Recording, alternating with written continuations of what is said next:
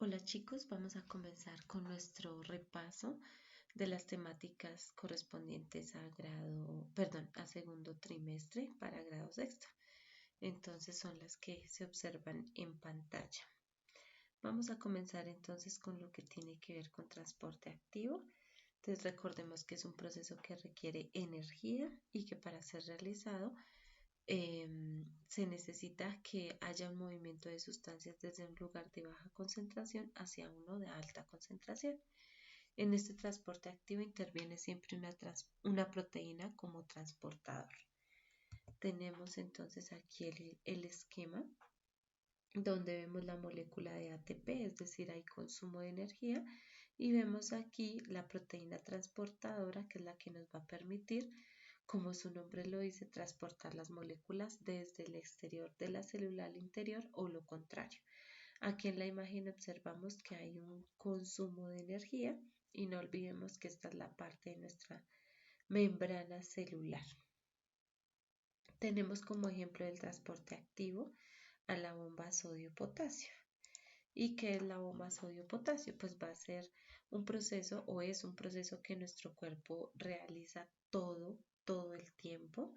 Es como una pequeña máquina dentro de las células que ayuda a mantener el equilibrio de sal, sodio y potasio dentro y fuera de ellas.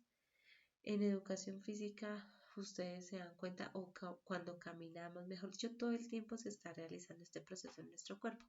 Cuando contraemos los músculos para caminar, cuando los relajamos porque nos sentamos, todos esos cambios se dan a partir de ese proceso de bomba sodio-potasio. Entonces es como un transportador que lleva sodio fuera de la célula y potasio hacia adentro, como lo vemos aquí en el esquema. Entonces lleva sodio hacia afuera de la célula y el potasio lo trae hacia adentro, como vemos aquí en la imagen. Pero resulta que para que ese proceso se pueda activar necesitamos de ATP o adenosintrifosfato, la molécula que va a activar que la proteína transportadora se abra tome la forma que el sodio necesita para salir o como en este caso tome la forma que el potasio necesita para entrar a la célula. Tenemos entonces también el tema relacionado con qué es un tejido, los tejidos animales y vegetales. Entonces recordemos que el tejido es un grupo de células que tienen similar estructura y que cumplen la misma función para formar un tejido. No podemos hablar entonces que una célula tiene, por ejemplo, una célula nerviosa y una célula cartilaginosa van a formar un tejido porque no se puede. Tienen que tener similar estructura para poder cumplir esa función y formar el tejido. Entonces ellas no se pueden mezclar entre sí, o sea, los tipos de células son muy independientes, cada uno va a formar un tejido aparte, no las podemos combinar. Entonces, ¿qué forman ellas? Aquí observamos, por ejemplo, que forman o se encuentran en todo nuestro cuerpo los tejidos animales. Entonces tenemos tejido muscular en toda la parte de nuestros músculos. Hablamos de que hay 3 tipos de tejido muscular, el estriado, el liso y el cardíaco. Tenemos también tejido adiposo, que es la grasita que tenemos en nuestro cuerpo, alguna acumulada, otra porque por energía la estamos ahí manteniendo. El tejido nervioso, neuronas que todo nuestro cuerpo tiene porque estamos percibiendo todo el tiempo estímulos del ambiente. Tejido óseo, nuestros huesitos que son los que nos permiten mantenernos de pie, organizar nuestras funciones y demás. Tejido sanguíneo, que es el que nos permite transportar las diferentes células en nuestro cuerpo para poder transportar nutrientes y sustancias. Entonces hablamos de plaquetas, de glóbulos rojos y de glóbulos blancos. Y el tejido epitelial, pues que es el de la piel, el que nos protege y nos permite mantener una estructura organizada en nuestro cuerpo. Bueno, nuestro tejido nervioso, entonces como lo decíamos hace ratito, está formado por células muy especializadas llamadas neuronas que se encargan de percibir todos los estímulos y transmitirlos a centros nerviosos para elaborar respuestas. El tejido epitelial entonces está formado, es la parte el tejido más grande, el órgano más grande de nuestra piel, de nuestro cuerpo es la piel, por lo tanto este tejido es muy grande en nuestro cuerpo. ¿Listo? Bueno, aparte de los tejidos animales, los vegetales también están formados por tejidos. Y encontramos aquí una imagen donde nos muestra de manera general los 5 tipos de tejidos. Tejido epidérmico, cuya función es proteger de las hojas y los tallos jóvenes para poder permitir que haya un buen crecimiento más adelante. El meristemático, que es el tejido de crecimiento como tal, pero en los ápices de las raíces de los tallos, o sea, esas yemitas nuevas que nosotros vemos son tejido meristemático. El parénquima, que es el tejido fundamental encargado del proceso de fotosíntesis o de almacén, y se encuentra en las hojas y en los tubérculos. Tubérculos, como lo hablábamos en clase, encontramos por ejemplo la papa, es un ejemplo de un tubérculo. El tejido suber, que se encuentra en los tallos y las raíces viejas y le permiten a la planta protegerse, y especialmente en los árboles grandes, gruesos, pues ese tronco nos va a permitir dar protección y estabilidad a la estructura del árbol. El tejido conductor, pues en su interior vamos a encontrar el xilema y el floema, que son los que nos van a permitir transportar las diferentes sustancias a través del cuerpo de la planta. Entonces aquí encontramos algunos ejemplos detallados de cada uno de ellos. En este caso el tejido conductor, xilema y floema. Entonces aquí vemos cómo el xilema sube todas las sustancias desde la raíz hasta las hojas, mientras que el floema ya vamos a ver que viene en parte en sentido contrario al xilema. Tenemos también aquí más de cerca nuestro tejido protector, que es el que va a estar formado por todas esas capitas un poquito viejitas, pero que le van a permitir protegerse al árbol de diferentes cambios ambientales que se generen, o a veces cuando nosotros mismos los queremos dañar, les queremos hacer daño, esa capita es de protección. Bueno, luego venimos entonces con el proceso de nutrición en los seres vivos y hablamos entonces de qué es la nutrición. Es diferente alimentarnos a nutrirnos. Entonces, alimentación es el proceso que nosotros hacemos de escoger los alimentos que diariamente queremos tener en nuestra dieta. Eso sería alimentación. Pero nutrición ya es el proceso mediante el cual, después de consumir esos alimentos de nuestra dieta, nos permite a los seres vivos alcanzar el equilibrio dinámico para cumplir funciones, es decir, los nutrientes que se van a encontrar en los alimentos que consumimos, como por ejemplo los carbohidratos, las vitaminas, los minerales, las proteínas, me falta uno. Bueno, todos ellos se van a romper de los alimentos que consumimos y van a ser absorbidos por nuestro intestino delgado.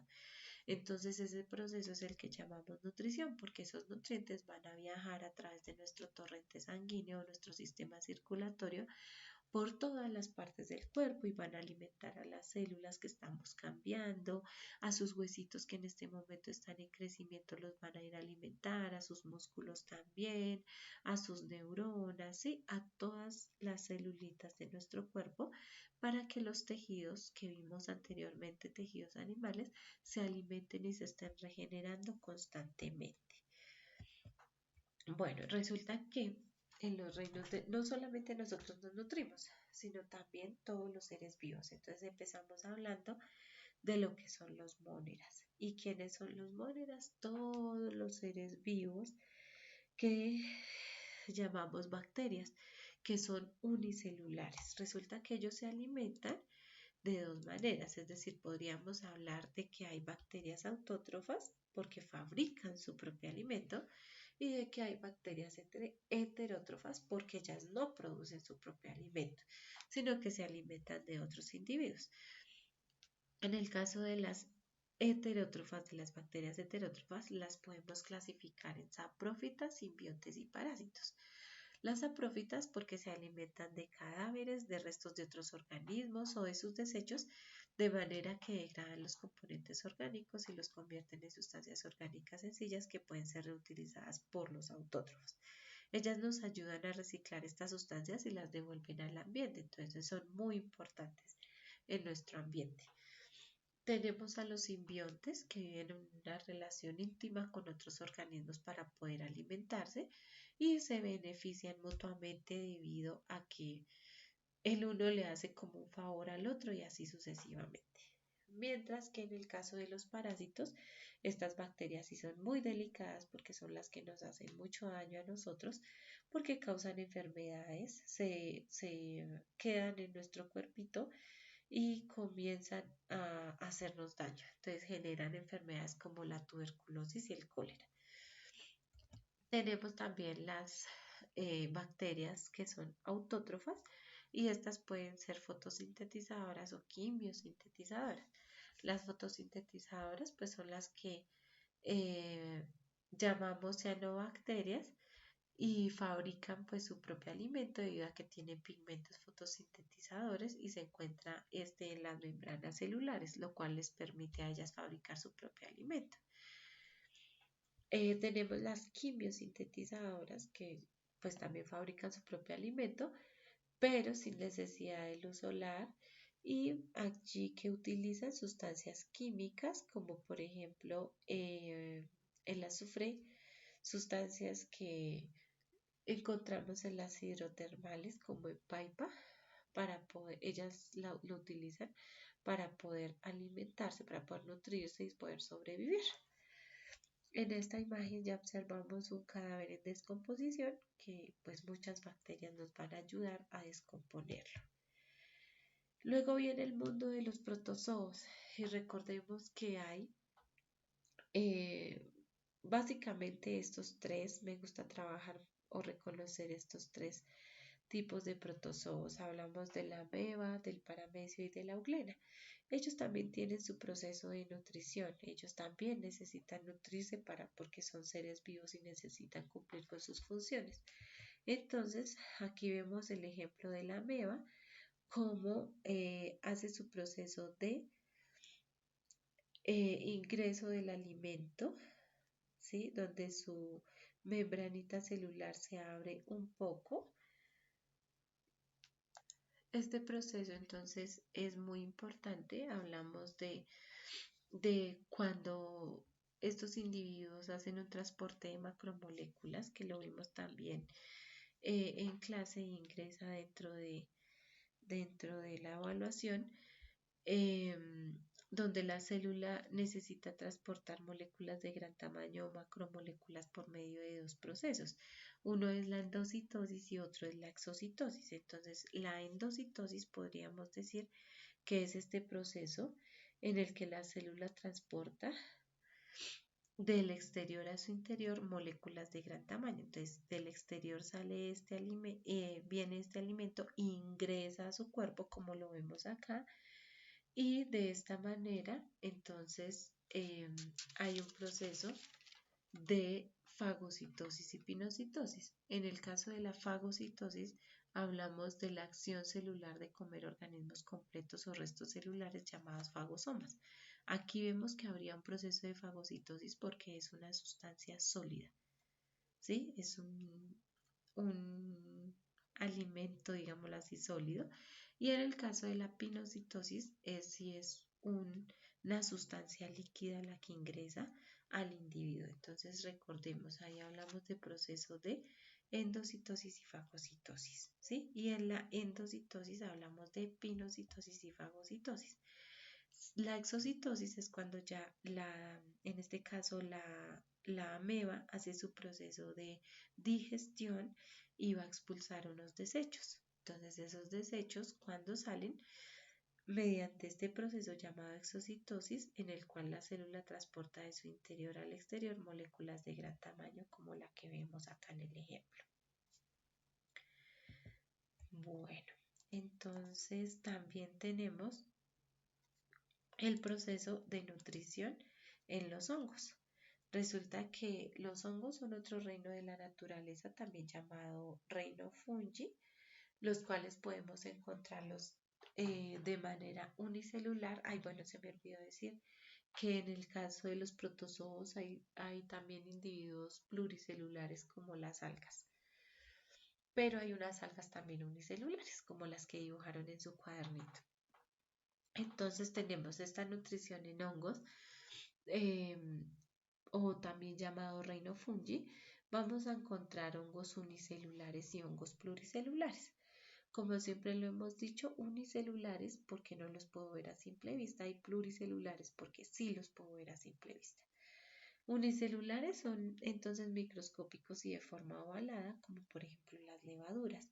Ellas descomponen sustancias orgánicas complejas en otras simples mediante un proceso llamado fermentación. Entonces son microscópicas. Y hongos pluricelulares que podemos ver a simple vista, por eso decimos que son macroscópicos, pero entonces ellas ya van a tener unas estructuras llamadas micelio, que son como unas raícitas falsas, muy delgaditas, que van a crecer sobre la materia orgánica y las vamos a encontrar, por ejemplo, en el pan en descomposición como el que vemos acá, en la fruta, ya cuando pasa un tiempito él empieza a descomponerla. Tenemos también hongos que forman setas, que son algunos muy ricos como los champiñones. Sin embargo, hay otros que ayudan a descomponer hojarasca porque de allí se alimentan para colaborar con la parte del medio ambiente. Entonces ellos son muy importantes en nuestro medio ambiente.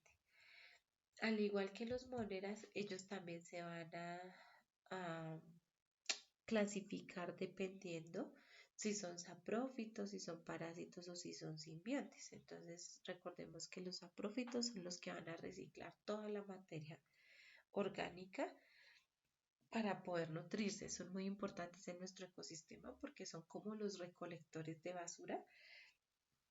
Nos ayudan muchísimo. Tenemos también los hongos parásitos, pues que se hospedan en un individuo, puede ser en nosotros los seres humanos, por ejemplo la caspa es un hongo, el pie de atleta, hongos que a veces salen en los pies, en la piel por diferentes razones, entonces empiezan a parasitar y a vivir dentro de ese individuo. Y los hongos simbiontes que pues van a hacer una relación muy juiciosa y ayudarse mutuamente, digámoslo así, con algunas plantas, con algunas algas y con otros seres vivos para poder nutrirse y hacer como otro favor a los demás. Las plantas también realizan su proceso de nutrición. Es importante aclarar entonces que las plantas, bueno, los hongos son heterótrofos, todos los hongos son heterótrofos como lo hablamos y como ustedes lo relacionaron en el taller. La nutrición en plantas, entonces las plantas son los únicos individuos autótrofos pluricelulares. ¿Por qué? Pues porque ellas van a realizar todo el proceso de fotosíntesis, utilizando sales y minerales provenientes del suelo, aguas, gases y demás, que van a formar la savia bruta y la savia elaborada. Bueno, ya ahorita en la plática que viene del dibujito les explico o les recuerdo esa parte. Entonces, ¿qué es la fotosíntesis? Es un proceso que ocurre en las hojas y en las partes verdes de la planta dentro de los organelos especializados. Para esta función encontramos a los cloroplastos. Ellos son los organelos por excelencia del proceso de fotosíntesis. Bueno, entonces en esta imagen observamos que las plantas pues fabrican su propio alimento, pero a la vez nos van a permitir o nos brindan el oxígeno en el día cuando hacen su proceso de fotosíntesis. Al fabricar su propio alimento van a expulsar bastante oxígeno, que es el que nos van a brindar ellas para nuestro intercambio gaseoso. Esto no quiere decir que ellas no realicen intercambio gaseoso, claro que sí, también lo realizan. Entonces observamos aquí que ellas también inhalan oxígeno, expulsan dióxido de carbono, pero esto lo realizan en la noche, cuando no hay luz solar.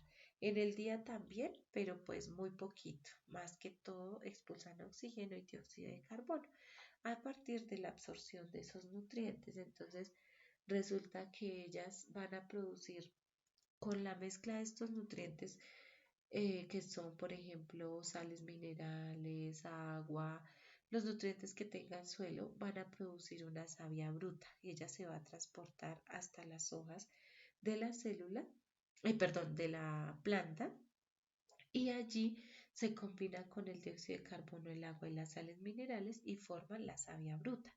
Luego, ¿qué ocurre? Entonces, en el proceso de fotosíntesis y demás, se va a formar la savia elaborada y ella es el conjunto pues de la savia bruta más la clorofila que tienen las hojitas por los cloroplastos, ese color verdecito, y la luz solar nos van a dar entonces esa savia elaborada que es la que va a ir a los frutos, nos van a dar esa fructosa, ese sabor rico en todos los frutos que nos brindan las plantas. ¿Listo? Entonces, ¿qué ocurre en ese proceso? Que las plantitas van a nutrirse y nos van a brindar a nosotros nutrientes suficientes para vivir. Bueno, también tenemos en nuestros temas el proceso de digestión en animales. Y resulta que antes de comenzar a hablar de qué animalitos realizan tal tipo de digestión, vamos entonces a hablar de un sistema digestivo simple o incompleto y de un sistema digestivo completo, o algunos autores lo llaman complejo. Entonces, el sistema digestivo simple o incompleto va a ser una estructura que está formada en individuos generalmente invertebrados, animalitos invertebrados, que tienen una estructura que llamamos saco digestivo y ellos poseen un único orificio. Ese único orificio eh, va a ser el lugar por donde ellos se alimentan y por donde expulsan sus desechos. Entonces, digamos, si lo llamamos boca, por la boca ingresa el alimento y por la boca también va a salir el desecho. Entonces a ese lo llamamos sistema digestivo simple o incompleto. Coloquémosle aquí. Incompleto. Listo. Y también tenemos un sistema digestivo completo que ya va a ser un poco más grandecito, es decir, ya no hablamos de un solo orificio, sino que ya hablamos de un tubo más o menos largo, dependiendo del individuo, con las siguientes partes. Entonces ya va a tener una boca, un esófago, un estómago, un intestino y el ano, que es la estructura que me va a permitir o que le va a permitir al individuo expulsar sus desechos al exterior. Entonces, esa es la gran diferencia entre estos dos. Un solo orificio, dos orificios, boca y ano. En cambio, en este caso, solamente un orificio. Y este sistema digestivo va a estar presente, el sistema simple o incompleto va a estar presente en animales invertebrados como por ejemplo la planaria, que es la que vemos aquí, los pólipos o ay, se me olvida en este nombre, en este momento el otro nombre. Bueno, los pólipos. Y aquí vemos la medusa, que es también un ejemplo de animal invertebrado, que como vemos aquí, no tienen una doble, o sea, no hay una salida, un doble canal, digámoslo así, para entrada y salida de alimentos, sino que vemos solamente un orificio. Vemos aquí la boca, la faringe, el tubo digestivo, pero mira, el proceso de egestión, que es la expulsión de desechos, la hacen por la misma boca. Y aquí vemos lo mismo, un solo orificio, tanto para el ingreso de sustancias como para la salida. Aquí también vemos lo mismo, cavidad digestiva, un solo orificio. No vemos que sale por el otro lado, sino que solamente por aquí. Listo, eso sería entonces el sistema digestivo simple o incompleto. Y tenemos el completo, que está presente en animales vertebrados como anfibios, como las ranas. Entonces aquí ya vemos que hay una estructura mucho más compleja. Tenemos una boca, tenemos un esófago, hígado, intestino delgado, estómago, intestino grueso y la cloaca o la estructura que les va a permitir a ellos expulsar sus desechos hacia el exterior.